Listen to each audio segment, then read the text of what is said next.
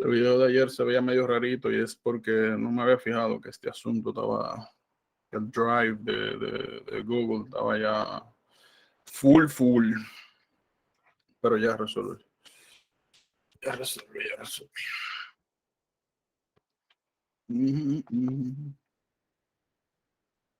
Vamos a esto.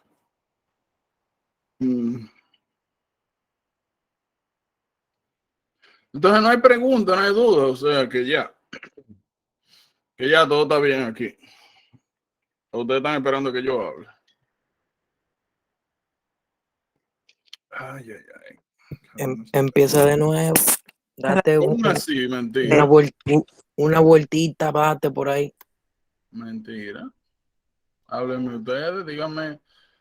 Está bien. Ustedes saben que yo no tengo problema. La cosa sería, ¿qué ustedes necesitan de acá? Mejor dicho, ¿qué no entienden? No, es mentira, porque ya yo hablé. Ustedes tienen que decirme qué no entienden, qué entienden, para yo saber qué es lo que voy a hacer con ustedes. Porque como ya dimos un overview general, aunque se sientan vacíos o sientan que no, olvídense que hay una diferencia. Entonces, para yo saber qué voy a hacer con ustedes, necesito saber cuál es la diferencia. O sea, dónde es que está el problema. Y para poder identificar el problema, tengo que escucharlo. Entonces, no tengan miedo de decir estupideces, todo va a quedar grabado, pero eso yo lo que hago es que lo veo, después me río solo. No, mentira. O sea, ustedes están, como dicen, en un círculo de seguridad y de confianza. Así que hablen tranquilos. O sea, miren, nosotros aquí vimos 3 conceptos. De hecho, si nos vamos a aplicación 4, que es el concepto de pKa, el concepto de base, el concepto de ácido. Luego lo que vimos fue, ese sería el 4º concepto, cuál es la relación que existe entre el pK, las modificaciones de pH en el medio y las formas en las cuales podemos encontrar los ácidos o las bases. En esencia, nosotros mencionamos que cuando nosotros hablamos de... déjame ver algo aquí, que me encontré algo muy interesante hoy. Déjame mover este cable. Ay. Pues sí. Ay. Déjame ver algo, pero si yo lo doy... Exactamente. Qué bien. Agarrar este otro color que me gusta. Ok, entonces, lo que nosotros vimos es que cuando hablamos de transporte a través de membrana, mira qué cosa más fea, pero no, eso es lo que hay. Cuando hablamos de a través de transporte de membrana, dijimos que dependiendo del tipo de sustancia, o mejor dicho, de las características químicas que tenga la sustancia, eso determina cómo se absorbe a través de la membrana plasmática. Aquí tenemos 2 sustancias. Vamos a agarrar esta de aquí. Esta sustancia de acá, vamos, ¿dónde que está? Aquí yo tengo que hacerlo aquí. Excelente. Se nota el experticio y la experiencia. Miren acá. Aquí estamos representando, entre comillas, muy grande 2 tipos de sustancias. Esta de acá es una sustancia hydrophilic y esta sustancia de acá es lipophilic. Hydrophilic, ya dijimos que sería una especie de sinónimo de polar. Y polar, así como las pilas, significa que hay una parte que es positiva, una parte que es negativa. Entonces, hidrofílica, todas las sustancias que son hidrofílicas tienen o carga neta positiva o carga neta negativa. Por el contrario, las sustancias que son lipofílicas, o sea, que son apolares, tienen carga neta neutra, o sea, carga cero, no tienen ni carga ni positiva ni negativa. Entonces, ¿qué pasa? Conocer las propiedades químicas poder identificar de cada sustancia es importante porque eso tiene repercusiones sobre cómo se absorben estas.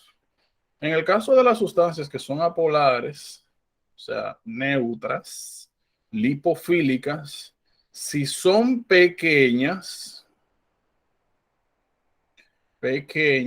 estas se absorben por difusión simple. O sea, entran al citoplasma de las células sin la necesidad de ningún transportador.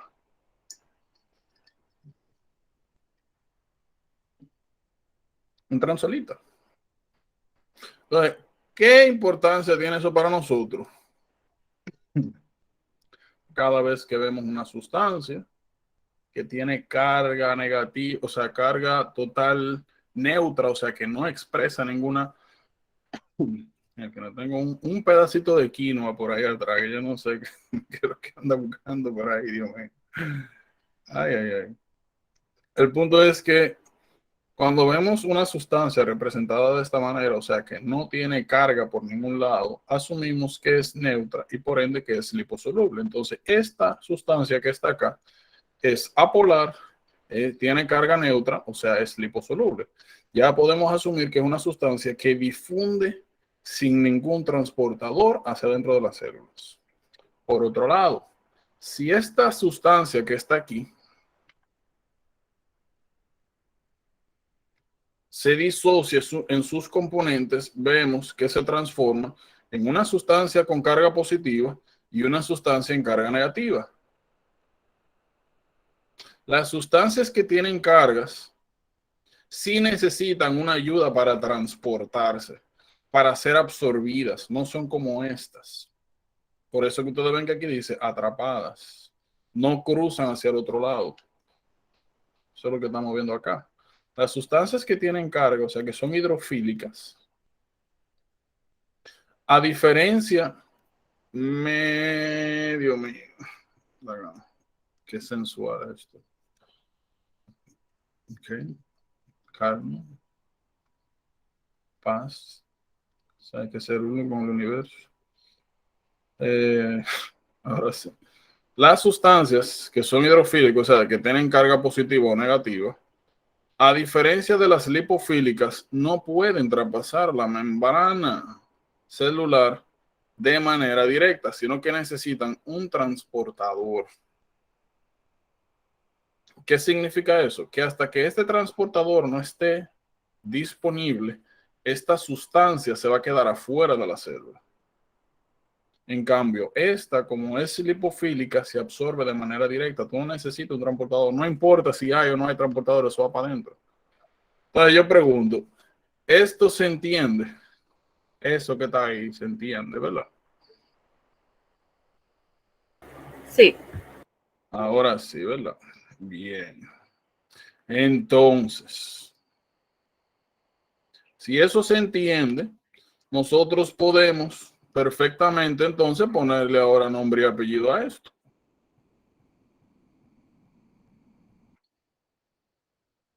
Si nosotros estamos viendo aquí una sustancia que puede tener carga neutra o cargas positivas y negativas, eso significa que modificando el pH yo puedo facilitar o dificultar la absorción o el paso de una sustancia de un compartimento a otro. ¿Eso se entiende?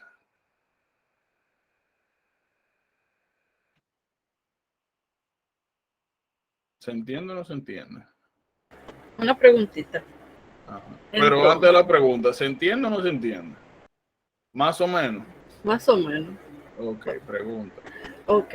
Como tú dijiste, ¿verdad? Si la liposoluble, si se queda, ok, si necesita, si coge una carga positiva o negativa, ¿verdad? Va a necesitar un transportador entonces. Ajá. Que esté el transportador y que esté disponible, o sea, activo. Que eso no te asegura, que haya un transportador tampoco te asegura que va a pasar. Por ende, tú asumes de que esa sustancia se queda atrapada en ese compartimento, que no pasa sola. Algo tiene que pasarla. Bien. Entonces, yo puedo tener una misma sustancia nuevamente de forma neutra o con cargas. Y lo que determina la proporción de cada uno de estos tipos es el pH. ¿Eso se entiende? Sí. Ok. ¿Qué ustedes entienden por eso? ¿Puedo repetirlo? Repetir lo último. Ajá, sí. Si yo puedo tener una sustancia que puede estar en una forma neutra o en una forma cargada, lo que me determina a mí la proporción que va a estar cargada o neutra es el pH.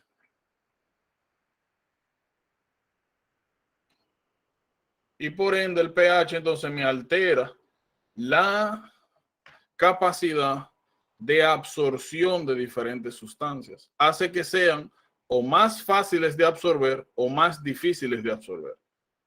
Eso se entiende. Sí, al menos yo lo entendí. ¿Alguien no Sí, yo entendió? lo entiendo. Yo lo entiendo. Ok. Bien. Ahora, entonces la pregunta mía es, ¿cómo el pH, este señor que está aquí, cómo eso me modifica la proporción en la cual yo voy a encontrar las diferentes formas, carga o no cargada de una sustancia? ¿Cómo lo hace?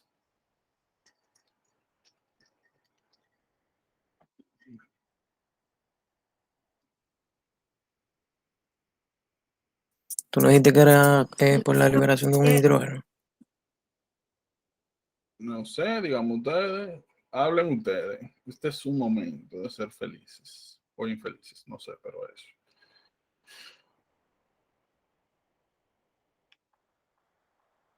Hablen sin miedo, señores, digan lo que ustedes quieran. Lo que pasa es que yo necesito que ustedes me hablen nuevamente para saber qué es lo que hay y poder construir algo. Fíjense que yo tiendo a explicarle mejor las cosas cuando ustedes abren la boca. ¿Por qué? Porque yo sé lo que hay y a partir de ahí puedo hacer algo. Si me pongo yo a hablar, voy a hablar para mí.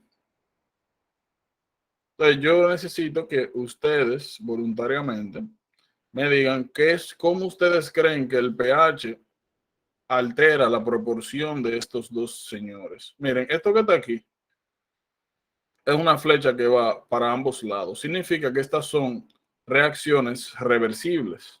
Ahora, nuevamente, como digo, lo que determina si hay 50% de esto y 50% de esto es el pH, o si hay 80% de esta manera y 20% de esta manera es el pH. Entonces pregunto, ¿cómo el pH determina cada cosa? ¿Cuál es el efecto que tiene el pH sobre las cargas? Bueno, Comiencen a hablar.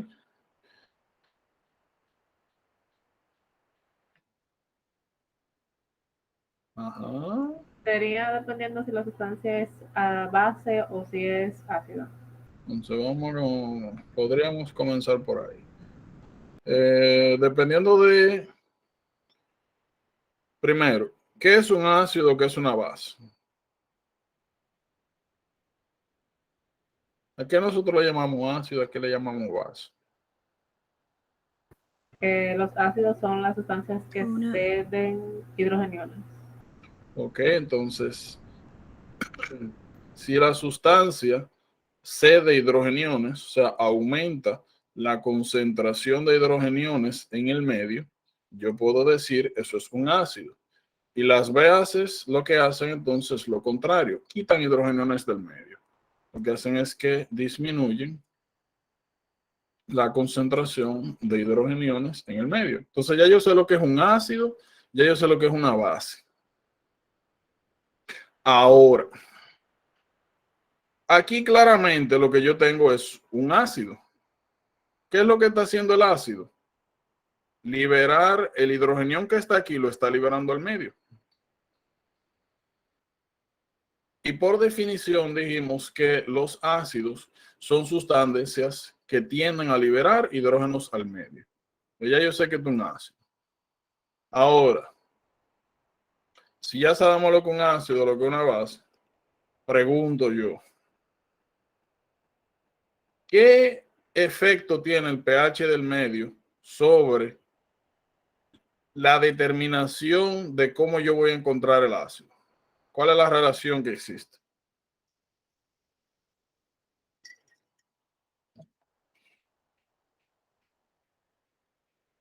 Hagan ciencia ahí. Repite la pregunta, repítela. Vamos a poner nombre y apellido. Vamos a agarrar aquí. Vamos a poner esto un poco más pequeño. Vamos a decir que yo voy a poner dos pares de números. Este va a ser 50% y aquí 50%. Voy a poner otro número. Vamos a agarrar esta y voy a poner aquí 80% y aquí voy a poner 20%. Con estos dos colores yo tengo representado dos circunstancias. En la primera circunstancia,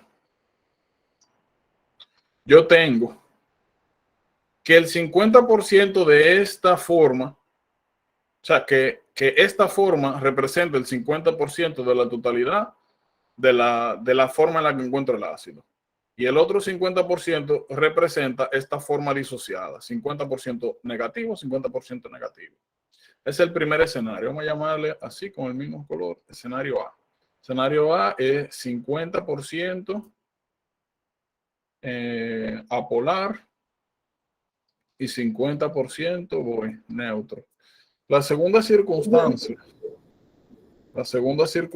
Giovanni, dímelo. se escucha cortado, no sé si es solo a mí. ¿Alguien más? Yo te escucho bien. O parece que no es de este en menor. Si tú quieres, no sé, trata entrando y salir, pero regularmente eso se relaciona más a la calidad de la conexión que de otra cosa. Chévere. Dímelo, Smiley. Tú pusiste apolar, 50% apolar y 50% neutro. Apolar y neutro no es lo mismo. Ahí, tú, eso es importante. Polar. Ahora sí, gracias. Exacto, sería 50% polar, 50% polar, y aquí es lo mismo, sería, bueno, lo voy a poner así mismo, sería 80% polar, 20% polar. Entonces, aquí nosotros estamos viendo la misma sustancia en dos circunstancias, circunstancia A y circunstancia B. Entonces yo le voy a dar 2 minutos para que ustedes analicen cómo es y me digan cómo es que el pH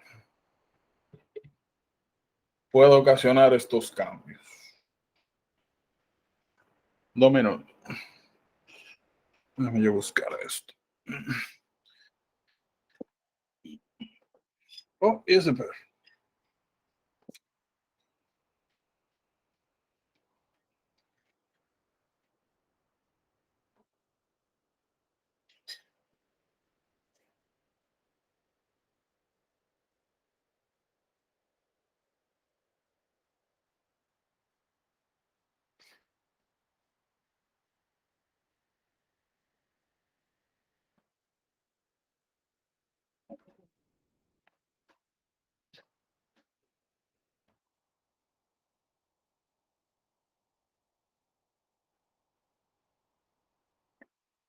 Y ese perro.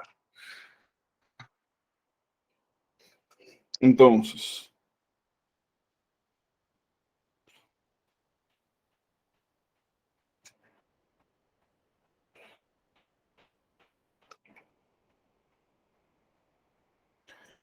ajá.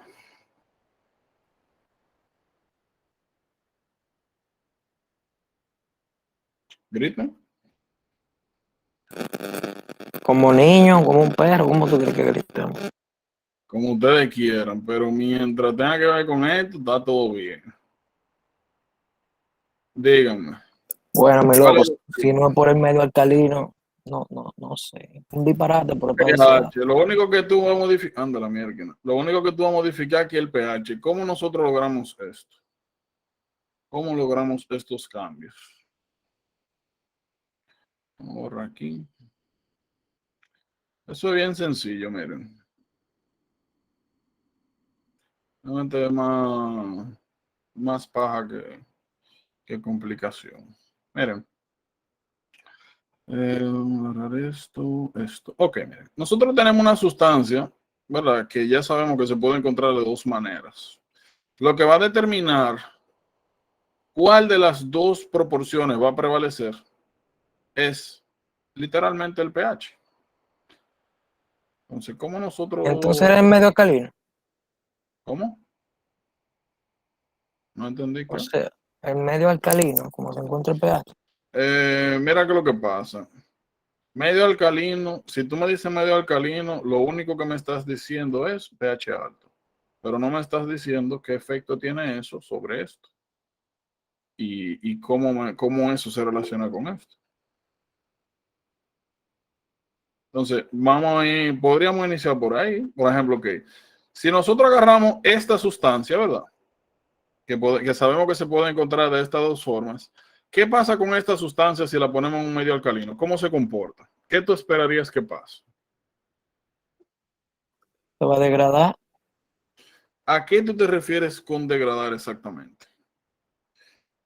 Porque aquí, ¿Qué va? fíjate, aquí nosotros no perdemos nada. Aquí tú o conviertes para acá o conviertes para acá. Entonces, si tú pones esto en un medio alcalino, ¿qué es lo que pasa? ¿Qué tú esperarías que pase? Primero, ¿qué significa que un medio sea alcalino referente al pH? Un medio alcalino es igual a ¿qué? Referente al pH. Por encima de Mucho 7,5. hidrogeniones, poco hidrogeniones. Poco hidrógeno. Poco Dijimos que hidrogeniones. un medio alcalino es igual a pocos hidrogeniones.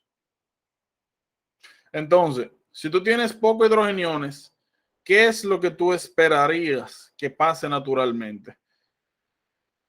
Que esto Lo va, Que lo eso va. empiece a Pero, se liberar. convierta a esto o que esto se exacto. convierta a esto.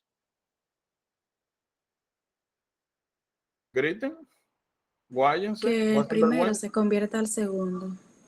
Ok, que o sea, esto es lo que debería pasar, tú dices. Ahora yo Sí. pregunto, ¿por qué? No, ¿Por qué eso no al yo creo revés? que es revés, es al revés, Vamos a porque ver. como está la liposoluble le va a pasar el hidrogenio que tiene, como el pH está alcalino y hay poco hidrogeniones, qué sé yo, diablo, me confundí, me volví un lío. Está bien, no importa. Yo Tranquilo, supongo piensa. que como compensación él va a liberar hidrogeniones.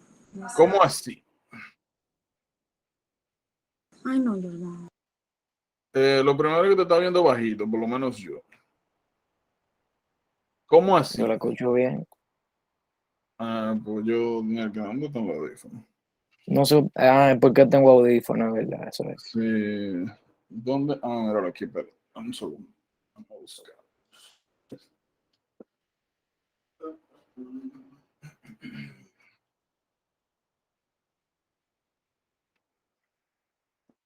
Aquí está. Ándale, aquí. Voy. Ok, vamos a ver. Esto es aquí. Ok. Ahora sí. Ya tengo la defo. Ok. Deme ahora.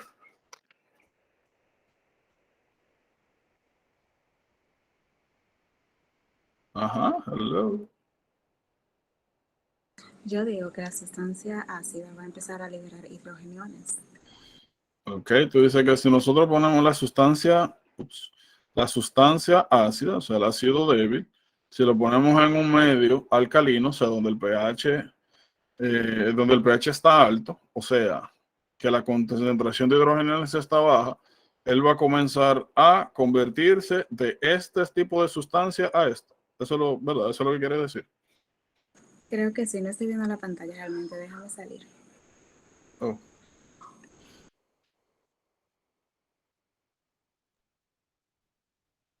Repite eso, Jordan. Bueno, en esencia lo que Desanya está stating es que si yo pongo esta sustancia, o sea, este ácido, en un medio alcalino, y con medio alcalino nos referimos a que tiene poca concentración de hidrogeniones, eso significaría que el ácido va a comenzar a liberar su hidrogenión al medio. ¿Por qué? Porque si hay pocos hidrogeniones en el medio, la respuesta más favorable es que el ácido comience a liberar los suyos hacia afuera. Hay pocos, es más fácil liberarlos, porque hay pocos afuera. Ahora, ¿cuál es el detalle? Que cuando el ácido libera sus hidrogeniones, el hidrogenión toma carga positiva y el ácido toma carga negativa. Entonces, si tú pones un ácido en un medio que es alcalino, tú promueves la ionización, o sea, el atrapamiento del ácido en ese medio alcalino. Por otra parte, si tú disminuyes el pH, eso significa que hay muchos hidrogeniones. Si hay muchos hidrogeniones, pasan dos cosas. La reacción se invierte. Lo primero, los hidrogeniones tienen carga positiva. Si ahora yo tengo aquí muchos hidrogeniones, va a ser más fácil que alguno de esos hidrogeniones que tiene carga positiva se pegue a el ácido que no tiene hidrogenión, o sea que tiene carga negativa. Y se convierte entonces de forma ionizada a forma apolar. Entonces, tú poner un ácido en un medio ácido favorece la absorción del mismo. Tú poner un ácido en un medio alcalino favorece el entrapment de ese ácido en la ubicación donde se encuentre. ¿Entienden eso?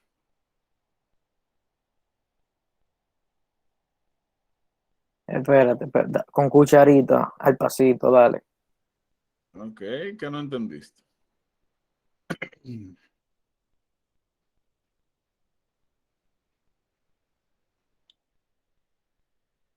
En resumen, nosotros tenemos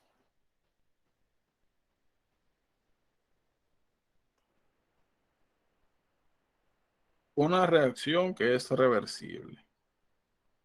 Y lo que va a determinar hacia dónde se va la reacción es el pH principalmente. Entonces, pH alto es igual a concentración de hidrogeniones bajos. Si los hidrogeniones se encuentran bajos, lo normal es que el hidrogenión que tiene contenido el ácido se libere hacia el medio. Si hay pocos hidrogeniones en el medio, la respuesta natural del ácido es liberar el suyo. Hay pocos, es fácil liberarlo. ¿Cuál es el problema? Que cuando el ácido libera el hidrogenión, él adquiere carga negativa y el hidrogenión que libera adquiere carga positiva. Entonces yo estoy transformando una sustancia apolar a una sustancia polar. Y ya dijimos los problemas relacionados a absorción que contrae esto. Entonces poner un ácido en un medio alcalino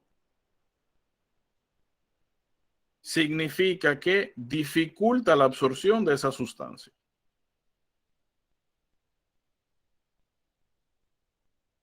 Promueve que donde se encuentra ese ácido se quede ahí, lo polariza.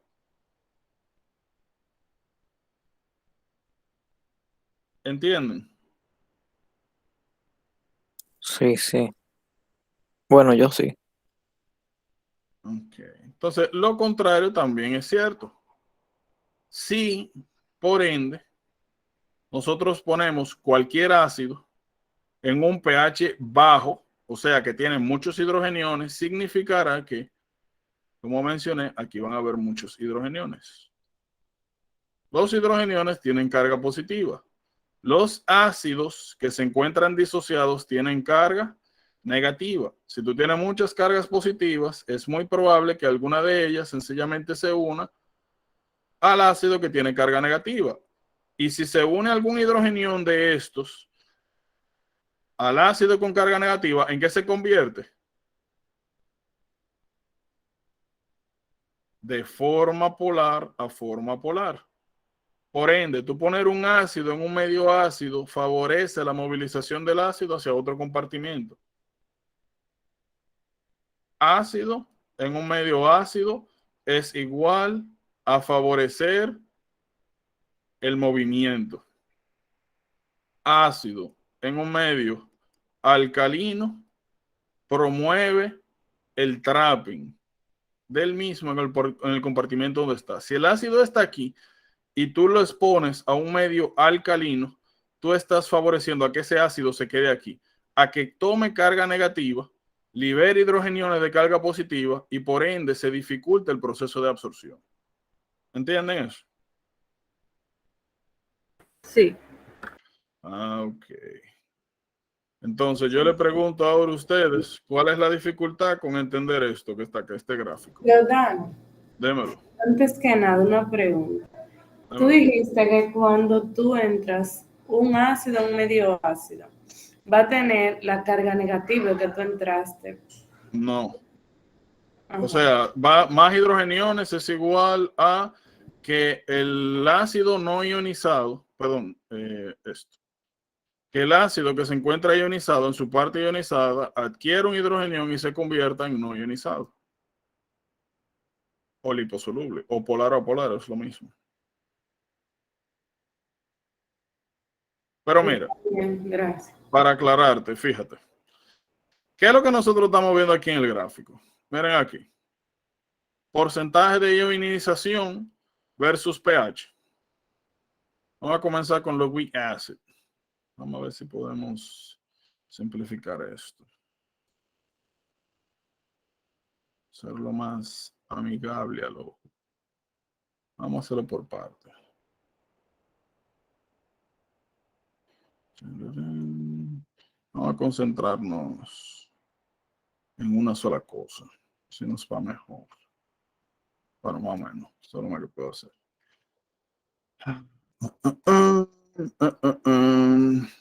Ok, miren. Eso. Ok, ahora sí. Miren, ¿qué es lo que nosotros estamos viendo acá? Ya nosotros sabemos que el ácido lo podemos encontrar. Vamos a ponerlo aquí. COH.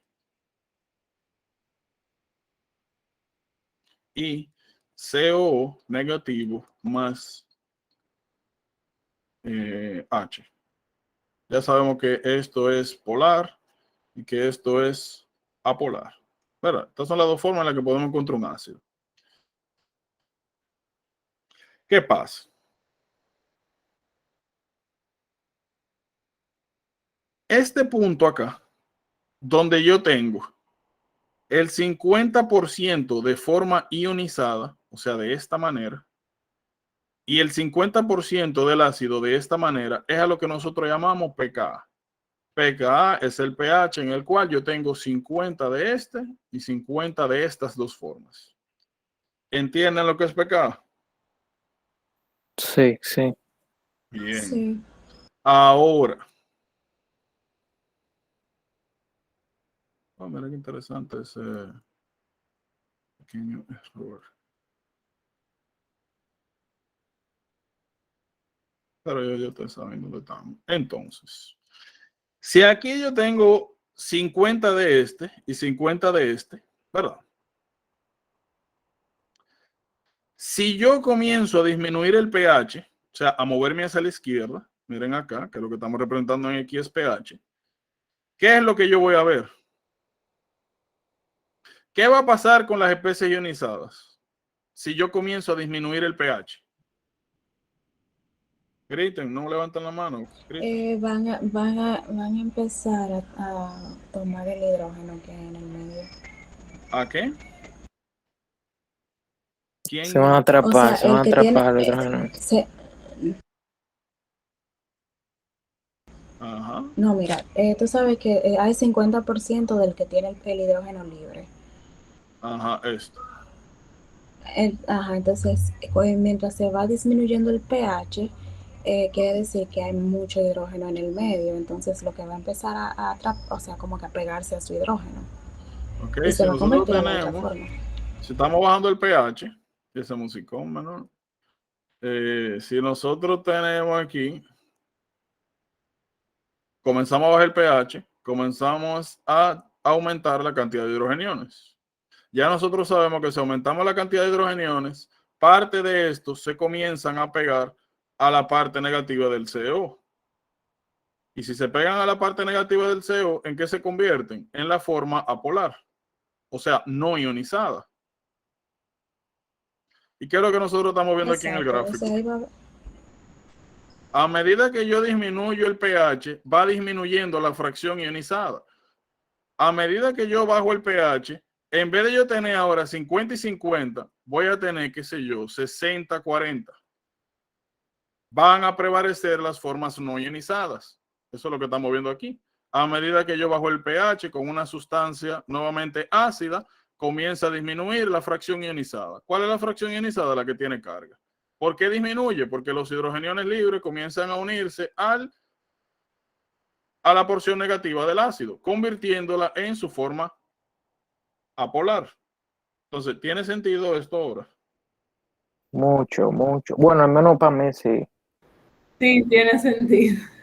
Okay. ya lo está como mal. Yo voy a tener que comenzar a cobrar más, ¿verdad? Lo sé, lo sé.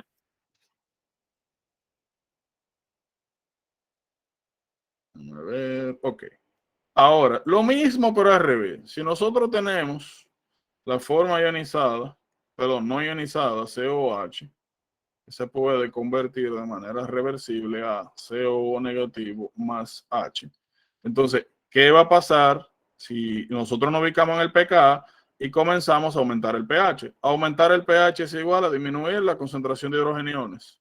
Si disminuimos la concentración de hidrogeniones, ¿qué va a pasar con las formas ionizadas? Aumentan. ¿Por qué? Porque el hidrogenión que se encuentra unido al ácido comienza a liberarse, convirtiéndome al ácido de manera apolar a forma polar. Eso es lo que nosotros estamos viendo aquí. Comenzamos a movernos a la derecha, aumentamos el pH, comienzan a aumentar proporcionalmente las formas ionizadas. Ahora tiene sentido eso. Lo mismo, pero al revés. Man, la Entonces, verdad que lo que uno es tiene que pasar importante, vergüenza en esta vida. no, hombre, está realmente no saber está bien. Lo que no está bien es seguir el miedo. ¿Sabes? Ok. Claro, eso es lo que no está bien. Seguir no sabiendo. Eso fue que yo cuando ustedes comenzaron le dije, mira, qué bueno que ustedes se interesaron realmente en hacer algo. La mayoría está bien donde está. Y eso está bien porque no es lo ideal. Pero como dicen, toma coraje salir de donde uno está para querer hacer algo mejor. Porque es sencillamente más fácil quedarte. Entre comillas, donde estás. Aunque a la larga no es así, pero en fin. Ok, entonces esto tiene sentido. Ustedes hacen lo mismo que hicimos, pero al revés, y ya eso es lo que pasa con las bases. Las bases se comportan al revés. Usted comienza a disminuir el pH, suben las formas ionizadas. ¿Por qué? Porque lo que hacen las bases es captar hidrogeniones. Si usted está disminuyendo el pH, la base débil toma el hidrogenión del medio y se ioniza. Lo mismo, pero al revés. Mírenlo acá. Lo mismo, pero al revés. ¿Entienden? Sí, señor. Bien. Entonces, una pequeña aplicación de esto. Vamos a hablar rápidamente. Imagínense muy imaginadamente que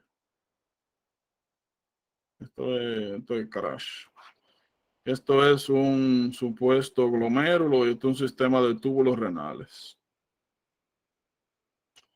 Imagínense que ustedes tienen a alguien que está intoxicado por aspirin.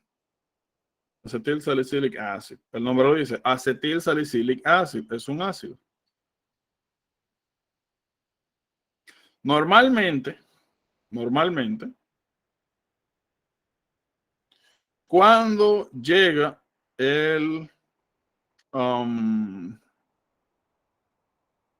cuando llega la aspirina al riñón, se filtra. Aquí en el túbulo contorneado proximal se reabsorbe bicarbonato, acidificando lo que posteriormente se va a convertir en orina. Si yo tengo aquí el contenido del túbulo acidificado, sea pH bajo, y tengo aquí conjuntamente un ácido, ¿qué va a pasar con la aspirina? ¿Se absorbe, o sea, se reabsorbe o sigue hacia la orina?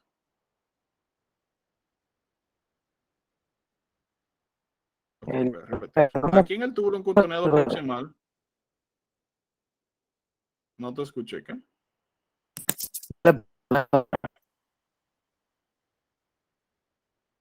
Te sigo sin escuchar. O sea, se oye como mal cortado, por lo menos yo. ¿Me escucha? Ahora sí, Probando. dímelo. Que le dé para atrás. Ok. Yo tengo una gente que se metió, intentó suicidar y se metió 50 pastillas de aspirina. Ahora, esa aspirina eventualmente llegó a los riñones. En los riñones pasó por el sistema glomerular y se filtró acá con todo. Se filtró todo el contenido de la sangre con aspirina. Una de las primeras cosas que pasa aquí en el túbulo contorneado proximal es la absorción de bicarbonato. El carbonato es una base. Entonces, si yo estoy absorbiendo una base aquí, ¿qué pasa con el contenido tubular? Se acidifica. Claro. Y acidificar es disminuir el pH. Y disminuir el pH es igual a aumentar la concentración de hidrogeniones.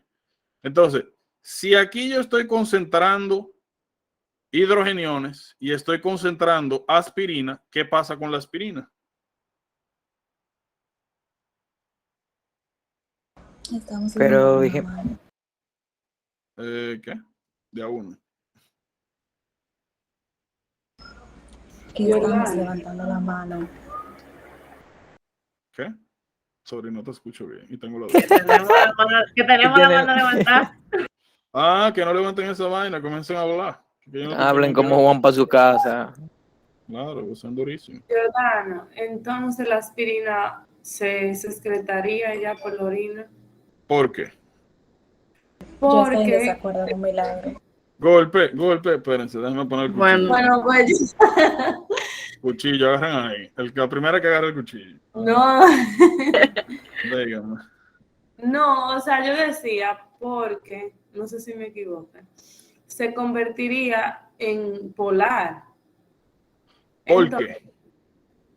Ok, espérate, déjame decirte, sigo. Tú dices que la aspirina en un medio ácido se convierte en polar y por eso se queda en el sistema tubular y termina en la orina.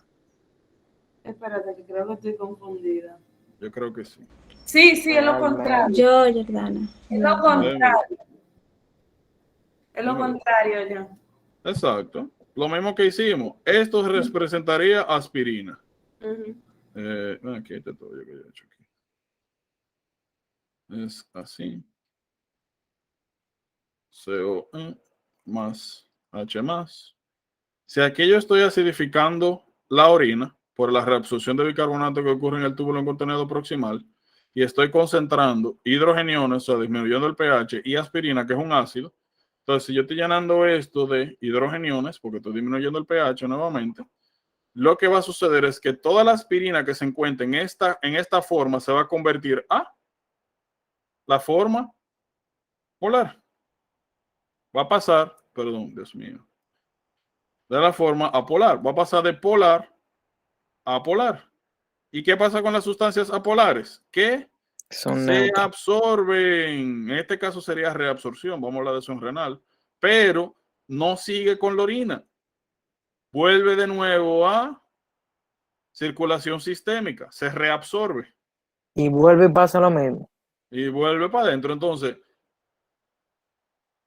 ¿Y cuál es es la más forma de...? difícil eliminar la aspirina, o podríamos decirlo de otra manera. De la manera en la que funciona el riñón normalmente hace que sea difícil eliminar la aspirina. por fisiología. Entonces, si usted comienza a administrar bicarbonato, ya sea oral u IV, ¿cómo responde el riñón cuando usted comienza a dar un reguero de bicarbonato? Usted causa, ¿verdad? Una alcalosis metabólica, y el riñón lo que hace es que el bicarbonato que usted está dando comienza a eliminarlo por orina. Si aquí comienza a alcalinizarse la orina, ¿qué pasa entonces con la aspirina? Ok, cuando está, eso fue lo que hablamos ahorita, cuando se alcaliniza va a haber muchos hidrogeniones fuera, sí, van a haber muchos hidrogeniones, entonces el medio polar se va a unir a un hidrogenión, entonces ahí es que se va a armar la vaina, la El eliminación. bicarbonato va a comenzar a unir los hidrogeniones libres, o sea, va a aumentar Exacto. el pH. Si aumenta el pH, entonces la fracción de la aspirina que se encuentra apolar va a comenzar a liberar esos hidrogeniones para unirse al bicarbonato, y entonces la aspirina eventualmente la mayor proporción de aspirina que vamos a encontrar va a ser polar. Si está polar, ¿dónde se queda? Aquí se elimina en la orina eventualmente. Entonces, esto lo que nos ayuda a nosotros es a identificar algunas interacciones entre fármacos, y en el caso de este particular, explicar por qué cuando una gente tiene intoxicación por aspirina, el tratamiento del antídoto de bicarbonato favorece la eliminación renal. ¿Por qué? Porque ocasiona que la aspirina en los túbulos renales se polarice, adquiera carga, ¿ya? Entonces, ¿qué es lo que es difícil? ¿Estamos claros con esto? ¿Podemos continuar? Es necesario a veces confundirse y decir tonterías, sí. Mentira. De hecho, sí, eso es importante. Es parte del proceso. Preguntas aquí. ¿Estamos claros entonces? ¿Todo bien? Bien. Okay.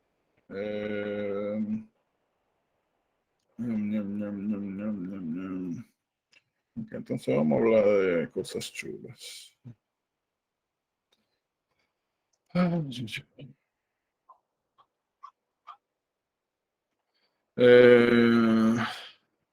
Vamos por parte aquí.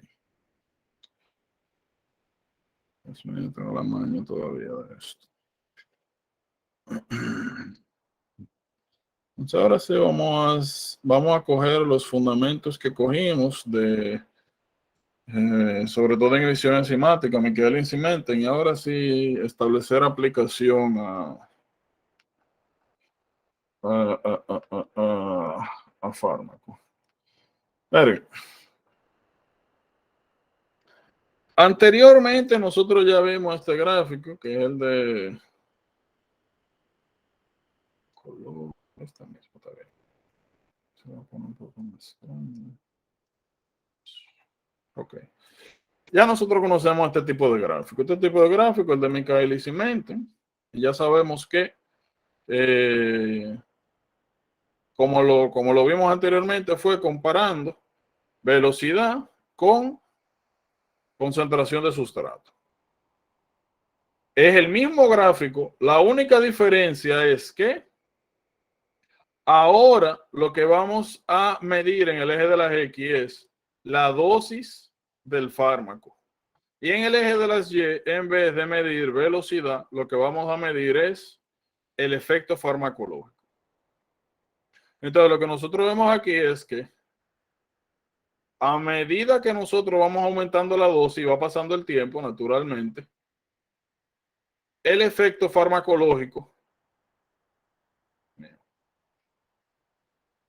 va elevándose paulatinamente hasta que llegamos al efecto farmacológico máximo, y llega un punto donde no importa qué tanto fármaco usted dé, ya de ahí en adelante no obtiene más efecto. Lo que viene de aquí para adelante, si usted sigue aumentando la dosis, es toxicidad.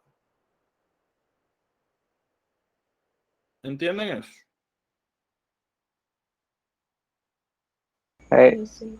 Bien, ok, entonces. La diferencia es que ahora a la Bmax nosotros le vamos a llamar eficacia. O sea, aquí estamos comparando la droga A con la droga B. La droga A y la droga B aparentemente hacen lo mismo. O sea, tienen la misma diana farmacológica. Actúan sobre los mismos receptores. La diferencia es que la eficacia total, o sea, el efecto farmacológico máximo de A es mayor que la de la droga B. Y eso es lo que ustedes están viendo aquí como delta eficacia. Cuando ustedes vean delta, eso significa diferencia.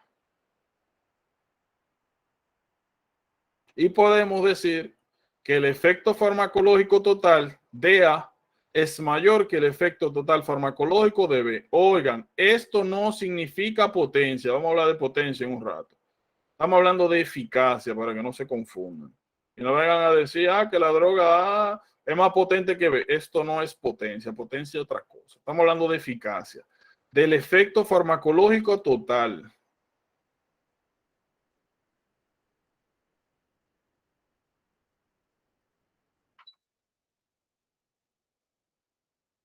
¿Todo bien por aquí? Sí. Esto no es complicado. A meterte la aplicación de algo, de cosas que ya hemos visto. Entonces ahora sí vamos a hablar de potencia. Miren, ¿qué es potencia?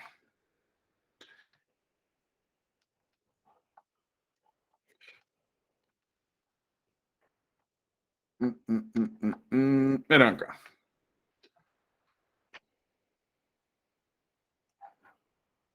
¿Qué nosotros estamos viendo aquí? Igual, efecto máximo. Y aquí, concentración del fármaco dado. Estamos viendo el mismo gráfico. A medida que yo aumento la concentración del fármaco dado, aumento el efecto farmacológico hasta que llego a mi threshold, hasta mi efecto máximo. Entonces aquí yo estoy viendo nuevamente dos fármacos, droga A y droga B. Yo estoy viendo que la droga A me llega al efecto farmacológico máximo más rápido que la droga B.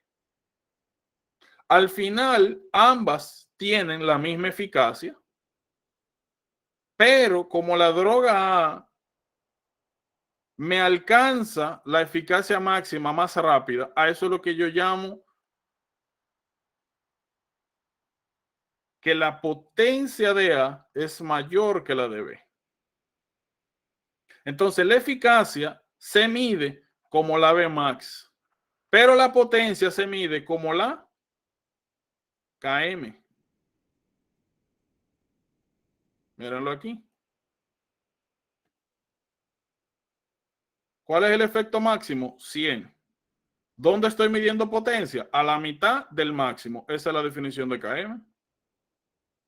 Lo único que aquí cambia el nombre. Es lo mismo que hemos visto, pero con nombres diferentes. Eficacia, Bmax. Concentración efectiva media, KM. Es cierto. Si comparo dos fármacos que nuevamente tienen la misma velocidad máxima, la misma eficacia, pero tienen KM distintas o concentraciones efectivas medias distintas, entonces puedo establecer una diferencia de potencia. Ya ustedes saben que delta, el triangulito, es diferencia. La droga A es más potente que la droga B, a diferencia de lo que vimos ahorita, donde había una diferencia de eficacia, o sea, de efecto farmacológico máximo.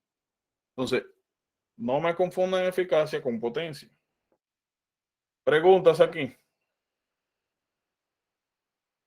Mira, pues yo lo voy a matar a ustedes. Que no suban la mano, que aquí yo no puedo estar pendiente de eso. Hablen, dímelo. Aunque yo también entiendo que estábamos acostumbrados a eso y la costumbre es un problema. Dímelo, Hermel. Hello, ¿me escucho? Ahora sí. Es más como una confirmación para ver si yo entendí bien. Entonces, la eficacia, tú dijiste que es el efecto farmacológico total que alcanza la droga, ¿verdad?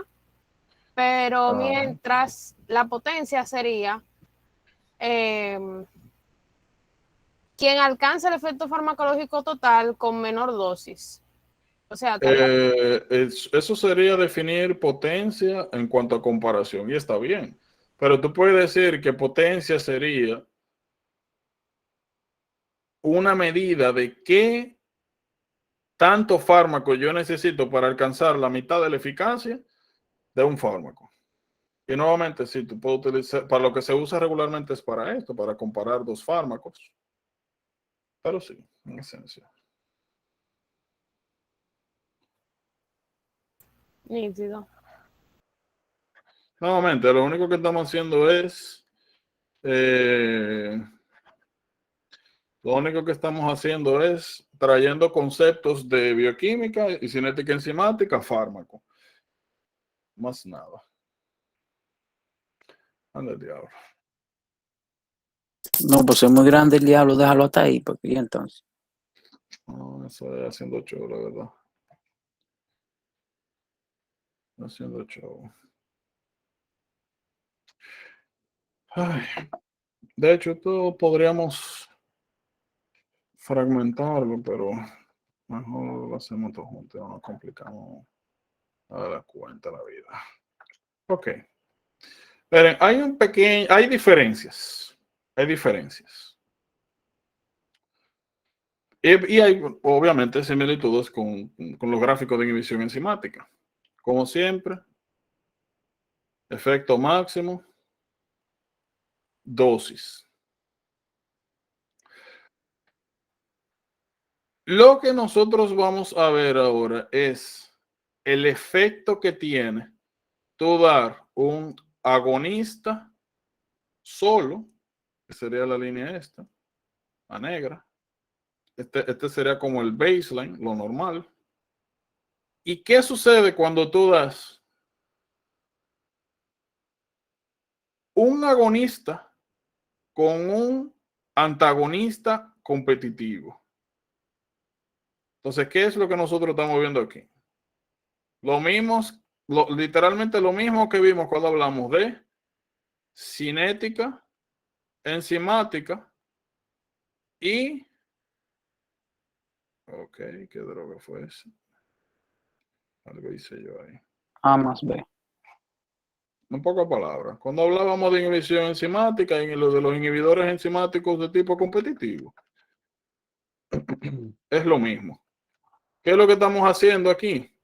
El efecto neto. ¿Cuál es el efecto neto? Cuando tenemos A solo o tenemos esta curva, ¿verdad? Ahora, cuando ponemos A más B, en este caso B siendo un antagonista competitivo, yo sigo teniendo la misma Bmax, o sea, la misma eficacia, pero ahora para yo alcanzar el efecto farmacológico total, necesito más concentración del agonista. Entonces, el efecto neto que tiene un antagonista competitivo es disminuir la potencia del agonista. Requiero ahora más concentración de fármaco para alcanzar la mitad de la eficacia máxima. Si yo tengo este punto acá y me muevo hacia la derecha, disminuyo potencia. Si me muevo hacia la izquierda, aumento potencia. Porque si el efecto que nosotros estaríamos viendo sería que yo pongo el agonista con otra sustancia y lo que se forma es esto, yo estaría moviendo la KM, la estaría moviendo hacia la izquierda. O sea, yo estaría diciendo que el efecto que tiene el agonista más la sustancia C, para no repetir la B, sería la de potenciar el efecto de A, porque estoy requiriendo menos concentración del agonista para alcanzar la mitad del efecto farmacológico total. Nuevamente, estamos haciendo lo mismo que habíamos hecho en cinética enzimática, pero cambiando nombres. Entonces, ¿alguna pregunta acá? No. Ok. Entonces, miren ahora, ¿qué es lo que estamos viendo aquí? Nuevamente, nuestro baseline, que es agonista. Aquí, nuevamente, efecto máximo, y aquí dosis. A medida que aumento la dosis del agonista, aumento el efecto farmacológico hasta que llego hasta mi eficacia máxima. Ahora, ¿qué es lo que yo estoy viendo acá? El gráfico que se describe cuando yo uno mi agonista con un antagonista no competitivo. Ya nosotros vimos esto. Estamos cambiando de nombre. Los no competitivos, ya nosotros sabemos que lo que hacen es disminuir Vmax. Lo único que ahora Vmax se llama eficacia. También nosotros habíamos visto ya, y esto nosotros lo sabemos, y es que la KM, en este caso, ese se queda igual. Siguen en el mismo plano. Ya esto nosotros lo vimos.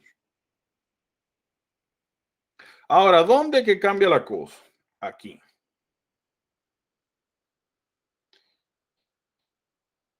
Ok, pues espérate, que lo que.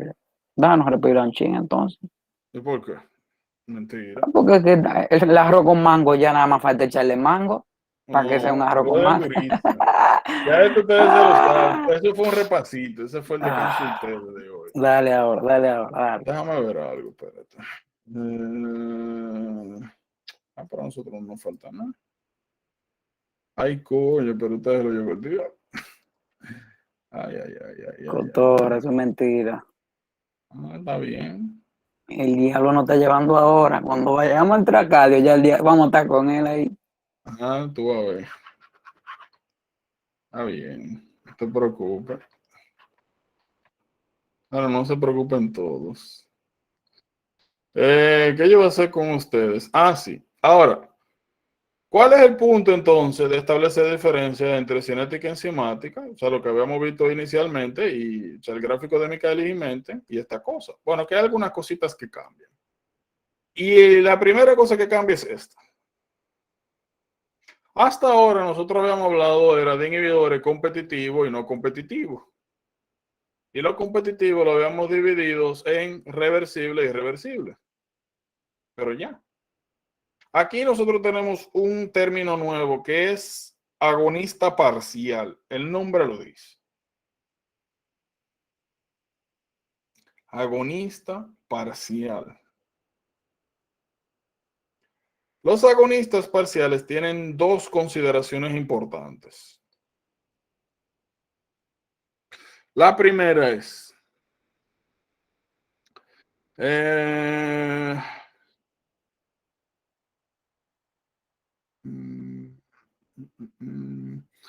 como siempre, vamos a hablar de nuestro baseline. Agonista solo. Agonista solo hace esto. Por si acaso, ¿alguien encontró el error que hay aquí? ¿Alguien encontró el error que hay aquí? No. ¿Qué agonista parcial es a 2 veces? Sí, yo creo que lo vi. No, de hecho, esto está súper bien. Y esa es, de hecho, la segunda cosa que vamos a ver acá. Lo segundo que vamos a ver es, así que no.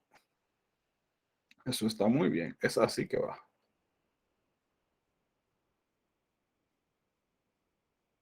El error realmente, bueno, lo vamos a ver ahora. Que es muy interesante eso. Porque no es un error que estaba en ediciones anteriores. Fue en esta edición que parece que hicieron algunos arreglos. Y se le fue la guagua en una cosita. Pero está bien, eso no es algo importante. Miren, primero el baseline. Ya nosotros sabemos que a medida que aumentamos la dosis del fármaco, aumenta el efecto farmacológico hasta que alcanzamos eficacia máxima. Ya eso nosotros lo sabemos. Ahora, miren esta línea de aquí. Esta línea de aquí es la que describe nuestro primer caso. ¿Qué es cuando nosotros damos el agonista parcial solo? El agonista parcial se une al mismo sitio que donde se une el agonista. Pero como es agonista parcial, el efecto farmacológico total, la eficacia es menor que el agonista total. El agonista total y este agonista parcial. Por eso es que se llama agonista parcial. Se une al mismo receptor que el agonista total, pero el efecto farmacológico total es menor que el agonista total. ¿Se entiende eso? Por eso la diferencia aquí de eficacia. ¿Se entiende eso? ¿Cómo fue? ¿Cómo fue? Si yo doy el agonista parcial solo, él se une a la misma diana farmacológica que el agonista total.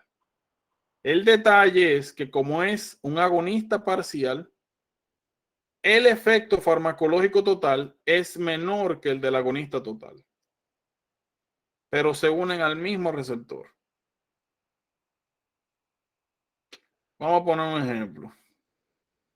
Vamos a poner que el agonista total aquí es morfina. Morfina.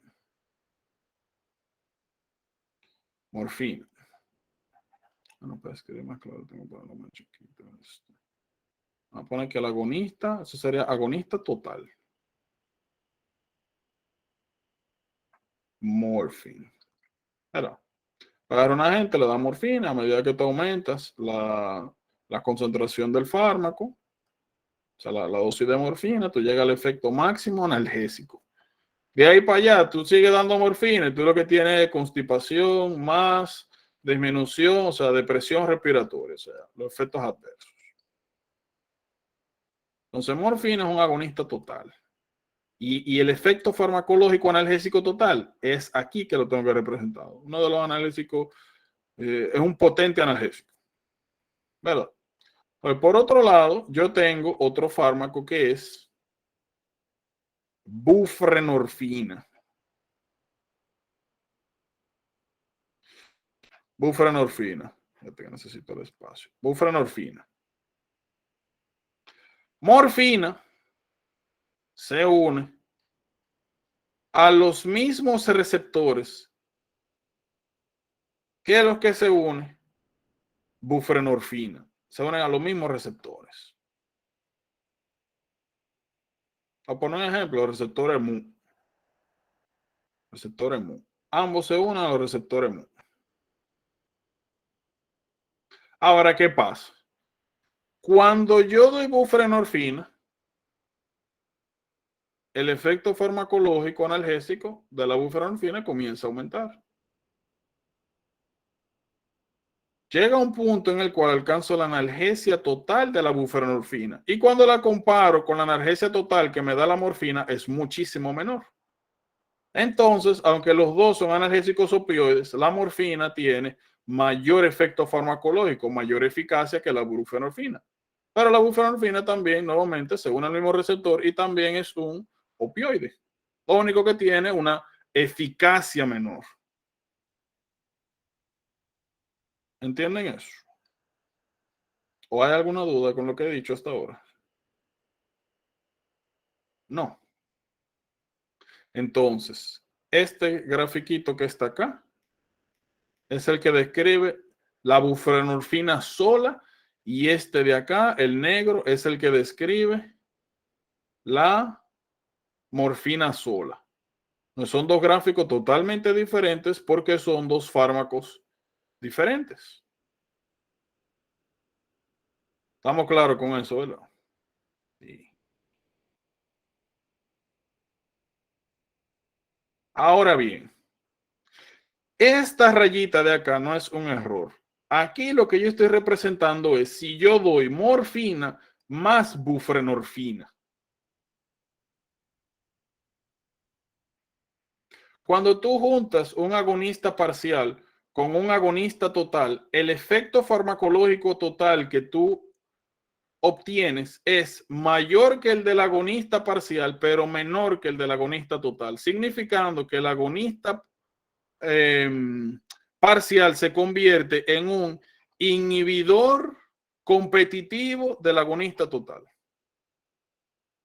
¿Entienden eso? Repite eso, por favor. Sí. Ok. Esta línea que está acá, la verde, lo que me representa es cuando yo doy un agonista total, que sería en este caso morfina, más buprenorfina, que es un agonista parcial. Y lo que yo veo acá es que el efecto farmacológico total es mayor al de la buprenorfina sola, pero es menor al de la morfina sola. ¿Qué significa eso? Que la buprenorfina está limitando el efecto total de la morfina, o sea que se está comportando como un antagonista. Está limitando el efecto total de la morfina. ¿Entienden ahora? Por eso la eficacia solamente me llega aquí. Me la bajó de aquí hasta acá. Esto es nuevamente buprenorfina más morfina. Esto es morfina, esto es buprenorfina más morfina y esto es buprenorfina.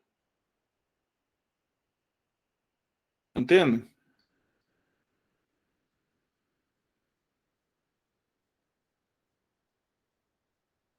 Hello. Sí. Estamos aquí, sí. Ok, entonces el error que hay, aquí hay varias cosas. El primero es esto.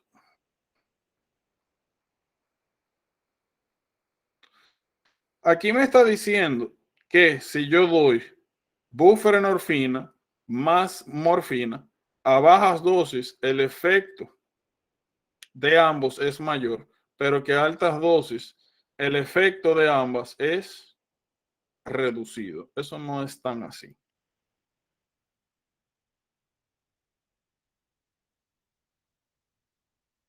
Eso es lo primero. Esto en tal caso debería ir a la par con la morfina, porque lo que se va a representar es, vamos a ponerlo en español.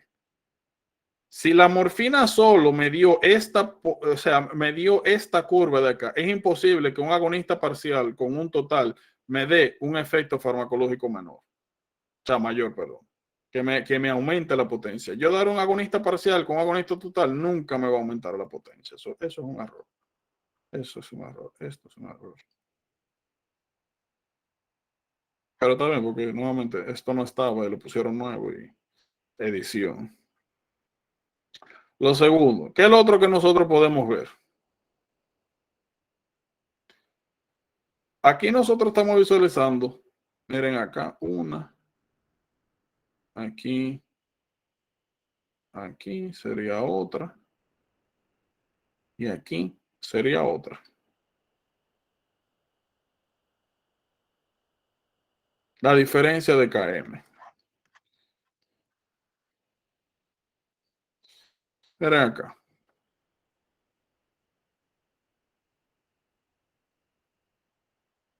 Ups.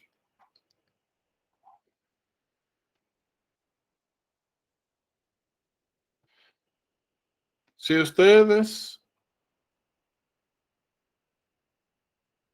a potencia le ponen el otro nombre, KM, y aquí le ponen Vmax, el patrón que vamos a encontrar acá es el mismo que habíamos hablado de los tipos de inhibiciones. Competitive agonist es igual a inhibidor competitivo reversible.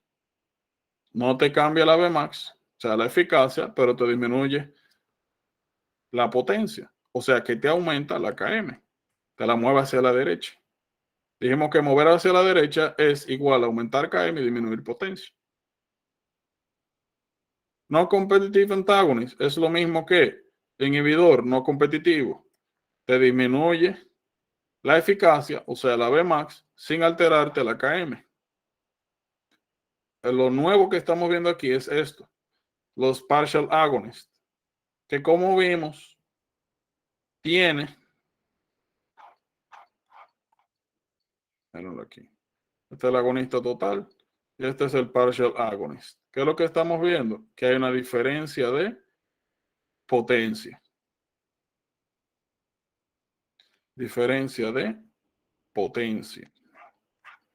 Cada cual tiene una potencia diferente porque son fármacos distintos. Ahora, cuando nosotros unimos un partial agonist con su agonista total, disminuimos la eficacia total. ¿Ya? Lo otro que ustedes tienen ahí son ejemplos que vamos a ver un poquito más adelante, sobre todo cuando hablemos de antídotos. Y ya.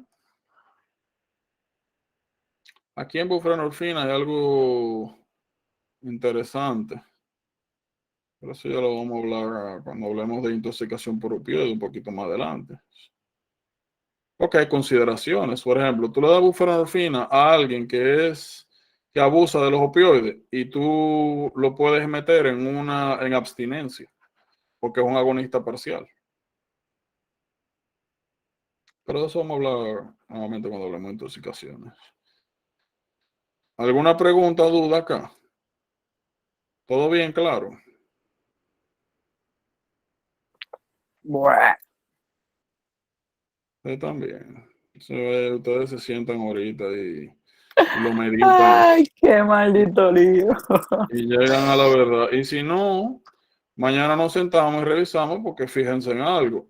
Ayer cuando yo expliqué la vaina esta de cómo altera el pH de los asuntos, ustedes estaban en el aire.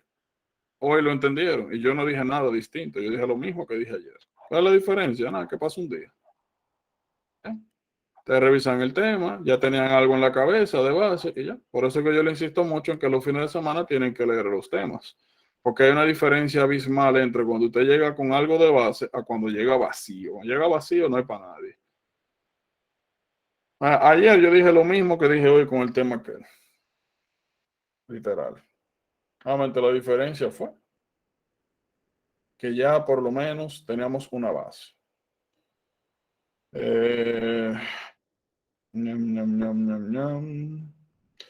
¿Preguntas, dudas?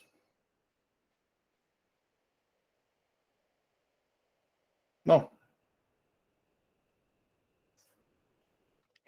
Oh, pero ese perro. Miren, nosotros vamos a ir hablando de estas cositas, de estos efectos. Vamos a aclarar alguna cosa. Aditivo, el nombre lo dice. Cuando usted junta dos fármacos, el efecto total del fármaco es igual a el efecto independiente que te daba cada uno. Eso es importante porque hay que diferenciarlo del efecto sinergístico, que es que cuando usted da dos fármacos juntos, el efecto total es mayor a de los fármacos independientes. Potenciación también es algo que puede confundirse. Es tú dar un fármaco que tiene un efecto farmacológico, acompañarlo de otro que normalmente no haría mucha cosa, y el efecto total que tú obtienes de la interacción de ambos es mayor que el del que tiene efecto farmacológico. Nuevamente, tienen que tener cuidado con estos conceptos porque se parecen bastantes, pero sus aplicaciones son distintas. Antagonista, de eso no hay mucho que hablar, eso es self-explanatory, potenciación, ya lo vimos, synergistic, additive. Pero efecto permisivo. Efecto permisivo es algo bien sencillito. El ejemplo más claro lo vamos a ver cuando hablemos de endocrino sobre todo y de fallo adrenal. Las personas que tienen fallo adrenal desarrollan hiporcortisolismo. Las personas que tienen hiporcortisolismo, usted le puede poner toda la epinefrina del mundo y la presión nunca sube. La razón principal es el efecto permisivo que hay entre catecolaminas y cortisol.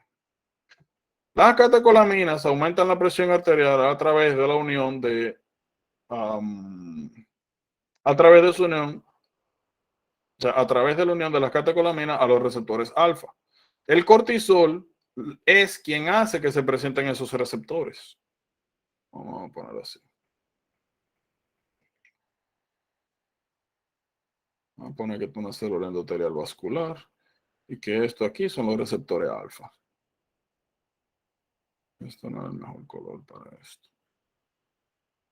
Solamente cuando se une catecolamina es que se contrae esta célula endotelial vascular y, en resumen, aumenta el total peripheral resistance. ¿Qué pasa? Si tú tienes una célula endotelial y alrededor tienes toda la epinefrina del mundo,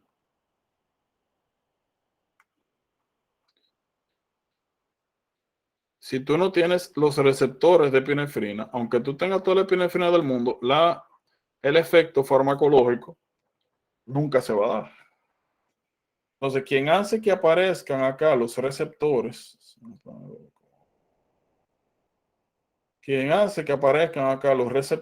de los receptores alfa, es el cortisol.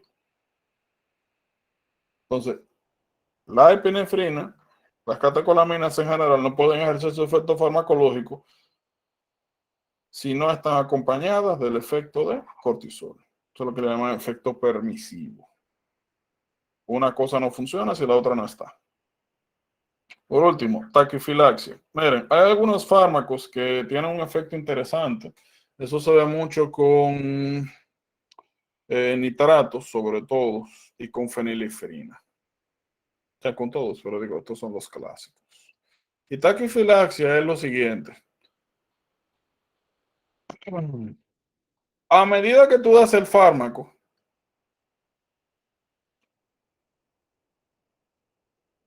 y a medida que pasa el tiempo, si tú no dejas de dar el fármaco por periodos de tiempo, tú pierdes el efecto farmacológico. En pocas palabras, tú agarras a una gente y comienzas a darle nitratos. Dos nitratos, vamos a ver que tienen dos efectos importantes. Uno es, son vasodilatadores coronarios y también disminuyen son vasodilatadores sistémicos, o sea, disminuyen la presión arterial. Si tú agarras a una gente y le das nitratos de manera constante, tú le pones, por ejemplo, una infusión de nitratos. 1 hora después, 2 horas después, no importa la cantidad de nitrato que tú le administres, tú pierdes el efecto farmacológico. Ahora, si tú suspendes los nitratos, le das un par de horas y lo vuelves a administrar, se retoma el efecto farmacológico. Eso se llama taquifilaxis. Es como una especie de adaptación transitoria a algún efecto farmacológico. Ay, ay, ay. ¡Tarán! Cardio. Está bien, muchachos, cualquier cosa griten, hablamos mañana. ¿Ustedes leyeron cardio?